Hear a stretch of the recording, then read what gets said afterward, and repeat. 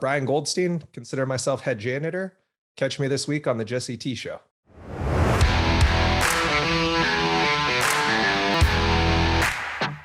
Brian Goldstein, welcome to the Jesse T Show, brother. Thank you. Thank you for having me. I know, brother. I know you're just kind of getting over some COVID right now, and you handled it like a champ, man. And you're here ready to go, man. So thanks so much for being on the show. Of course. Yep. My alarm went off at 8:20 and I was like, well, yeah, Jesse T Show in 10 minutes. It's best. Let's feed the uh, dog. Set Listen, up the camera. I've been there too, brother, and it's all good. You showed up and you're here, man. So just share a little bit about your backstory and who you are and what you do today. So I come from a family of drug and alcohol abuse and physical abuse. I was in special ed from sixth grade through first year of college. So 7 years of special ed. Took over the family business in '05, the day I graduated high school, which was a retail pharmacy with 4 employees. From there, I grew it from 4 employees to I don't know, 300 plus, um, and doing very substantial numbers in sales, 9 figures. Um, and from all of the abuse and just put downs as a child, even though I've accomplished this insane numbers, it still doesn't feel like I've done enough. And so now it's just trying to find that balance and really push harder, but push in a different direction of helping people, just how you've changed your whole direction, Jesse, and really looking at what's fundamentally matters. That's kind of really high level overview of someone who went from extremely traumatic, intense, shouldn't have to had deal with it, but it built you into who you are today. And so kind of give us some context on, what was it, some of the mechanisms that were put in your life, some of the survival techniques, some of the things that you learned along the way to go from a kid that was in special ed, a kid that really was screwed over, dealt a bad hand from the beginning to be able to build this, 9-figure plus company. I think the biggest thing was just all the put downs. I was able to take that energy and turn it into, I'm not going to allow myself to fail or live up to those people and do what I need to do to be the best version of myself. Years of therapy, alternative medicine, did a couple ceremonies, thinking outside the box and really just pushing my body to another level, and not just physically, but mentally.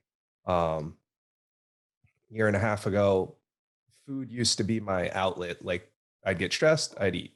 I got up to 260 pounds, ended up doing the gastric sleeve, dropped back down to 175. And I realized just eat smaller portions, still eat what you want. Just, you don't need to eat the whole pint of ice cream, just a couple bites.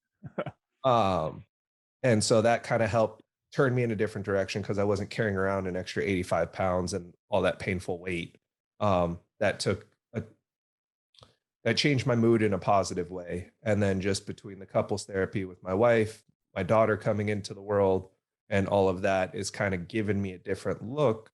And now it's just figuring out the balance because I've always been the guy work, work, work, and let's work some more, and we'll work some more. Yeah, and that work. If you don't have those priorities in place or those alignments with family relationships or with yourself and your health and wellness, that work can then leave you, at least miserable, if not dead. Exactly. And so you found a few different things along the way that have helped you from the gastric sleeve. What was that process like? Did you know right away in your gut that this was the move, or did you have to give it some thought? And then what was the actual, because I actually don't know anyone who's done that. I've heard about it, but just to speak to someone who's been through it, what was the process like, kind of getting ready for it and then going through it and then the aftermath? A family friend knew I was a perfect candidate, and she was a marketer for a doctor that did it. And she's like, look, the surgery's super easy, blah, blah, blah. If you post them, your surgery will be free. I was like, I don't care about the money. She was like, yeah, but still, you'll help me and blah, blah, blah. I was like, all right, fuck it. I'll try it. I Damn. get, I get to the clinic. I'm sitting there. They had me get there like 4 hours early. And like, you start to panic. You're like, am I making the right decision? Should I get out of here? And they had me get there early because of the camera guy and everything. And I'm like, dude, I wanted to get here 30 minutes prior, do pre-op, and let's go. Yep. Waking up, had a fair amount of heartburn because you're not allowed to drink anything for the first 24 hours. After the first 24 hours, they take you into a CT room. You drink some contrast, and they make sure that you're not leaking from the inside. Mm. Once that's cleared, then you're allowed to have like 2 ounces of juice, 2 ounces of this, and you just slowly start building up over the next 3 months. Wow. You don't get to go back to normal food right out the jump. What kind of diet or types of foods were they having you eat to kind of get back up to that normal or the new normal? First month, clear liquids. Okay. What did you do to try to hack the system? Because I'm sure, I love water. That's usually all I drink, unless I have like an adult beverage. But for the most part, it's just always water. And so, what was some of the ways you could get around clear liquids if it wasn't water? Isopure pre-made in the glass bottles. It sounds terrible. Like by week 3, I was like, all right, fuck it. I'm going to try some mashed potatoes. Okay. Okay. You just jumped it and you went to mashed Yeah, potatoes. I went to mashed potatoes. I was like, I need substance. And then from there, evolved to lentil soup and um, what is it? Egg drop soup was like my go-to for the first 3 months. Wow. Okay. And so you're saying they only wanted you on just clear liquids, like zero substance, like no. So I did it in Mexico. Okay. Most people, I've had, I don't know, a dozen friends do it stateside. And I found Mexico, they're much more strict on the policies they want you to follow. Okay. Versus in America, they're like, oh, if you want to go back to drinking carbonated drinks, go back to drinking carbonated drinks. I'm like, but that restretches your stomach. Kind of defeats the whole purpose. So Mexico's like, dude, once you have the surgery, that's it. No more carbonated drinks. It kind of goes back to this whole systemic medical issue that we have in the United States, which is like a whole conversation from the top, but just kind of glossing over it with, 2 out of 3 Americans are obese and we're in a sick care system and everything is guided towards symptoms versus getting to the causal root, as you know. And so it doesn't blow my hair back to think that that would be the way that we would operate in the US versus another country. No,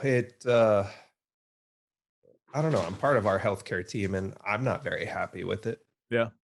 I don't want to go down a dark rabbit hole of everything else, but there's definitely some changes that need to be made in our system. Across the board, man. And this is part of our connection where we had a lot in common and just, even from a government standpoint, holistically, and, systemic racism all the way through healthcare. I mean, there's so many changes that need to happen, but like you said, that's rabbit holes. That's getting into like Rogan territory. We can love Rogan. We could go down that another conversation, but I want to keep it more on track about your journey and about you. So for you, getting to a point where now you've gone through this 3 months of this gastric bypass or sleeve, was this something where your businesses were affected by any means? Did you have people in place that were trying to cover you, so to speak? And how did that affect your So business? I Yeah.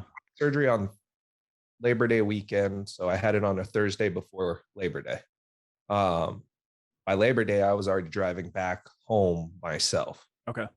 Um, got back home Monday, drove the 4.5 hours. Where in Mexico did you do it? DJ, And you live somewhere in like California or the Southwest? I'm in Los Angeles. Okay, so it was only 4.5 hours for you. Yeah. Okay. And that doctor's done, I think, 15,000 of the procedure.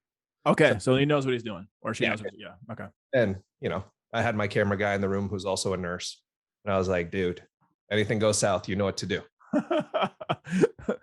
Just keep me alive. Well, it's actually a great experience. I met like 8 other people that did the surgery while I was there. Like the guy's cranking out 5 or 6 of them a day. And it sounds like is it invasive? How do they do it? Orthoscopic, so 4 holes. Okay. 5 holes if you don't follow the pre-op diet. So you want to follow the diet. Yeah, but for some people that can't go 5 days of fasting, I guess you get the 5th hole. Where are the holes placed? Parallel to your belly button. Okay. And are they what size are the holes? Are they pretty small or 1/2 inch? Okay, so you had 4 half-inch holes parallel to the belly button. Yep. And so that doesn't sound too terrible based on, any side effects from having that up like that being cut into essentially? No. No. I just tell everybody it's gunshot wounds. Yeah. You could be like 50 Cent, go start a rap career. Hell yeah, brother. Okay, so now you're back on your feet, so to speak. And how did the business, was it affected at all during this time? No. Still was kind of like you had people covering your back, kind of taking care of things. I'm very hands on, so for me to miss 2 days is no big deal.